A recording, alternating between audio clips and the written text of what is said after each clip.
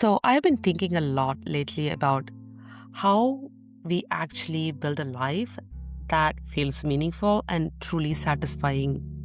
Not the version that we put on the LinkedIn, not the version we casually mention at the parties, and definitely not the highlights reel. I mean, how it actually feels to live your life day to day and be absolutely content with it. I'm Deepa, and this is Built by Grit. This podcast is really a way for me to stay close to those quiet moments. It's a space for reflection, curiosity, and honest conversations.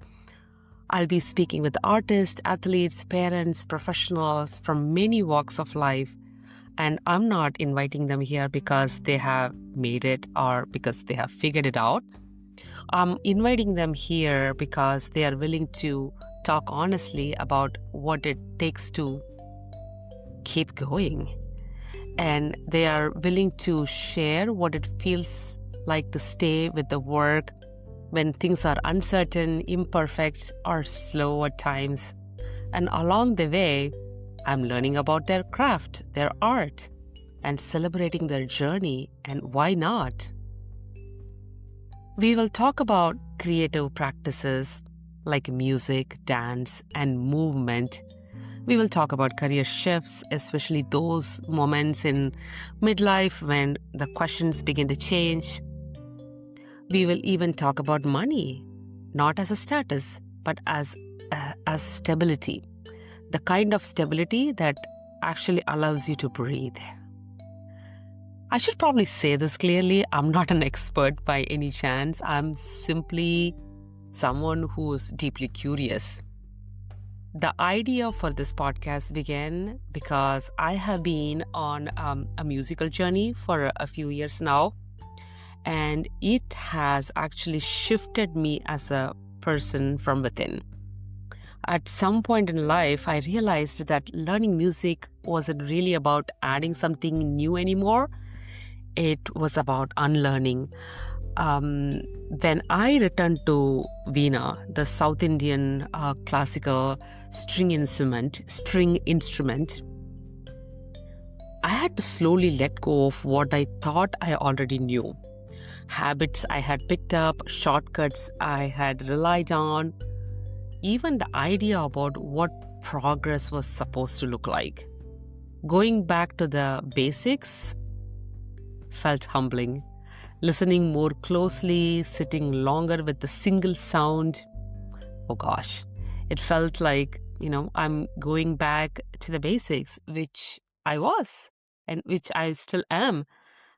Around the same time, I found myself relearning how to sing, not because I had to, but because I genuinely wanted to. Not for performance, not for validation, but for something quieter and more personal. Singing became a way to meet myself where I was without any expectations. Some days the voice showed up easily, some days it didn't. And I am still learning to be okay with that. And I still get mad at myself sometimes that, oh, how come I didn't get this one? What surprised me was how deeply this process began to change me. Not just as a musician, but as a person. The discipline wasn't loud or forceful. It was gentle, consistent, almost meditative. Music slowly became less about achievements and more about attention and how carefully I listened and how present I could be and how honestly I could engage with the sound and the silence. Over time, I began to understand that music wasn't just something I did. It was becoming a pathway, a way to calm my mind, a way to soften the constant noise of daily life, a way to return to something essential. I didn't arrive at this realization all at once, let's be honest. It unfolded quietly. Some of my close friends who could be watching this will understand how I have, it from outside, it looks like I have withdrawn myself from the social life. but that's not what it really is. I'm doing a lot of inner work. It unfolded quietly through practice, repetition, and patience. Through days of doubt and days of deep stillness.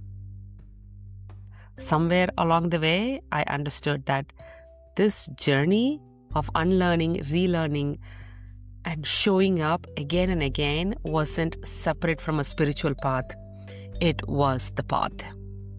Music gave me space.